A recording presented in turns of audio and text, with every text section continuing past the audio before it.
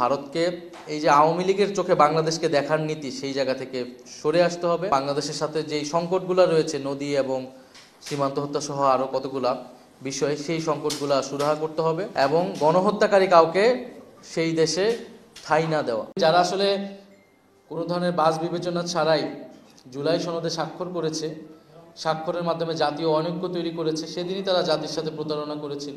ফলে একদল সংস্কারকে ভিস্তি দিচ্ছে, আরেক দল নির্বাচনকে পেছানোর চেষ্টা করছে। জুলাই সনদ নিয়ে আমরা আমাদের অবস্থান বরাবরই স্পষ্ট করেছি।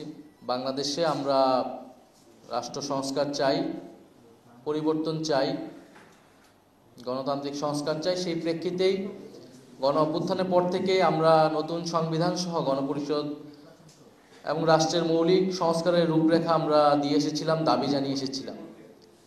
একটা গণ অভ্যুত্থানের পরে সবচেয়ে কার্যকর ব্যবস্থা হতো যদি আমরা একটি গণপরিষদ নির্বাচনের মাধ্যমে আমরা একটি গণপরিষদ গঠন করতে পারতাম এবং পাশে নির্বাচনের জাতীয় সংসদ গঠন করতে পারতাম।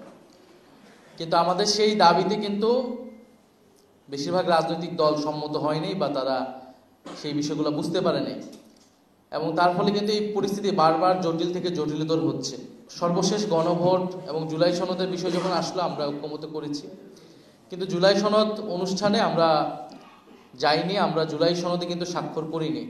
আজকে জুলাই সনদ নিয়ে অনেকে অনেক কথা বলতেছে, জাতির সাথে প্রতারণা হয়েছে, তাদের সাথে প্রতারণা হয়েছে, কিন্তু জুলাই সনদ স্বাক্ষর যখন তারা করে ফেললেন কোনো ধরনের বিবেচনা ছাড়াই, তখন কিন্তু তাদের ভিতরে এই বোধোদয়টা হয়নি এবং গণ অভ্যুত্থানের নেতৃত্বদের দ্বারা যে রাজনৈতিক দল যারা প্রধানত এই দাবিটা সামনে এনেছিল, তারা যখন সেই অনুষ্ঠানে গেল না, তারা যখন সেই সনদে স্বাক্ষর করলো না, তখন তাদের কাছে মনে হলো না যে এটা জাতির সাথে প্রতারণা হয়েছে অথবা সেখানে জাতীয় অনৈক্য তৈরি হয়েছে। ফলে জাতীয় অনৈক্য জুলাই সনদ যেদিন স্বাক্ষরিত হয়েছে সেদিনই কিন্তু হয়েছিল এবং আমরা খুবই পরিষ্কারভাবে বলেছিলাম যে পরবর্তীতে সরকার আসলে এটা কীভাবে বাস্তবায়ন করবে সেই বিষয়ে নিশ্চয়তা ছাড়া এই সনদে স্বাক্ষর করার কোনো মানে হয় না। এবং ঐক্যমত্য কমিশন একটা সুপারিশমালা দিয়েছে, আমরা সুপারিশমালাকে ইতিবাচক হিসেবে দেখেছি। প্রস্তাব 1-এর সাথে আমরা সমর্থন জানিয়েছি। সরকার এখনো তাদের অবস্থান ব্যক্ত করেনি, সরকার আলটিমেটলি কি করতে যাচ্ছে। ফলে সেই জায়গাতে আমি মনে করি যারা আসলে কোনো ধরনের বাছ বিবেচনা ছাড়াই জুলাই সনদে স্বাক্ষর করেছে, স্বাক্ষরের মাধ্যমে জাতীয় অনৈক্য তৈরি করেছে, সেদিনই তারা জাতির সাথে প্রতারণা করেছিল। ফলে এখনো সুযোগ আছে। আমরা চাই যে ঐক্যবদ্ধভাবেই এই জুলাই সনদ বাস্তবায়নের মাধ্যমে, এটার আইনি ভিত্তি দেওয়ার মাধ্যমে ফেব্রুয়ারিতে নির্বাচন হবে। তবে এখানে কিছু আশঙ্কা দেখা যাচ্ছে। আমরা যেই দাবিগুলো সামনে এনেছিলাম জুলাই সনদকে কেন্দ্র করে, এখন দেখা যাচ্ছে যে গণভোট আগে হবে না পরে হবে, নির্বাচনের সাথে হবে না নির্বাচনের আগে হবে, এইটাকে আবার প্রধান ইস্যু করে আনা হয়েছে। এটা মূলত জামায়াতে ইসলাম তারা নিয়ে আসছে এবং এটাও একটা ভুল রাজনীতি। এবং আমরা যেটা আগেও অভিযোগ করেছিলাম, যেখানে আমাদের দাবি ছিল উচ্চকক্ষে পিয়ার, 2 কক্ষে পিয়ারের দাবিটাকে এনে এটা ইস্যুটাকে ঘুরিয়ে দেওয়ার একটা চেষ্টা চালানো হয়েছে।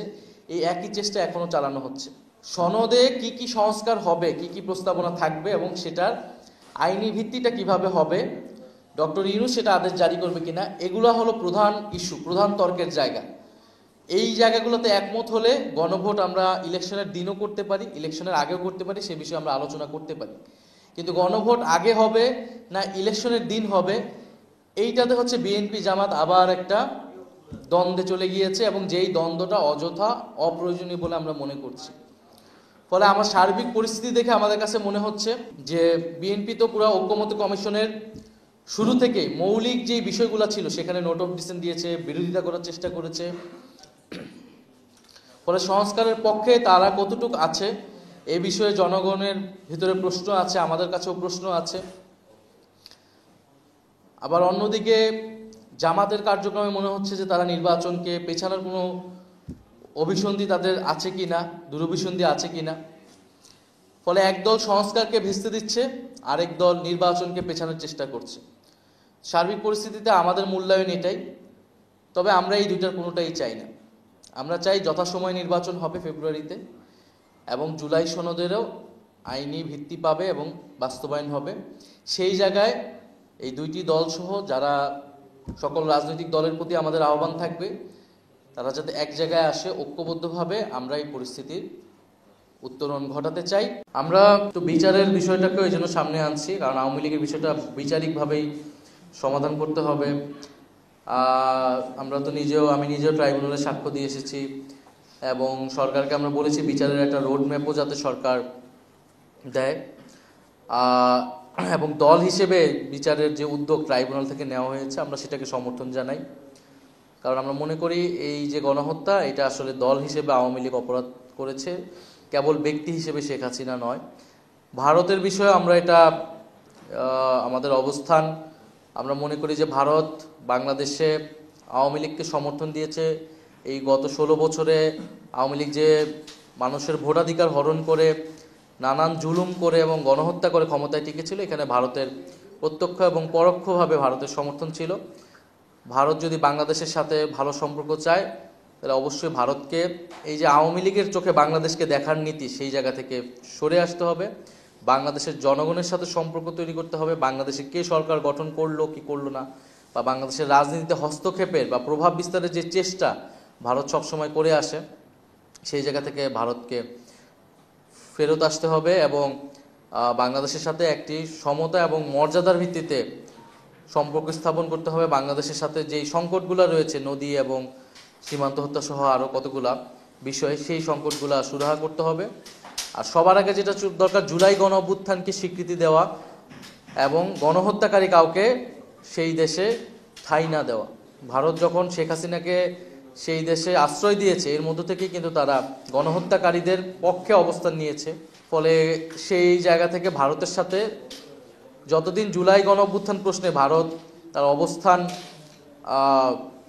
পরিষ্কার না করছে, বাংলাদেশের জনগণের কাছে নতুন করে সম্পর্কে হাত বাড়িয়ে না দিচ্ছে, ততদিন কিন্তু ভারতের সাথে সম্পর্ক শীতলতা থাকবে।